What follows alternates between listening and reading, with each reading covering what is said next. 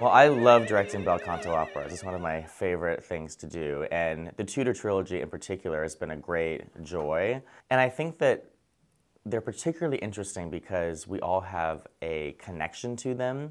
Historical fiction is really popular right now with all of these kind of revisiting of things like the Tudors on Showtime, and HBO did a great movie all about Queen Elizabeth with Helen Mirren a few years ago. And we love these characters, and it's fun to watch people that you actually know from history lose their minds and have their hearts broken and go after each other, and in particular Anne Boleyn in this case. So a piece like Anna Bolena gives a director and a design team and a cast a lot of freedom to tell a really interesting story. There's all these wonderful musical passages where things can move and things can shift. So our main idea for the trilogy was this kind of beautiful gold coffered ceiling that hangs above their head like the weight of the crown, and then all of these different things fly out from the ceiling to create the space and rearrange the space.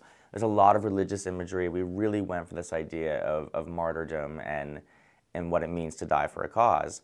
I think that Anna Bolena will appeal to everybody. I think that with a great cast of singing actors, and it's a beautiful production, and the production moves a lot. So I think it will really appeal to people that really like theater and like Broadway and like film and maybe don't go to the opera very much. So it's not a static set where you're kind of in the same place all night.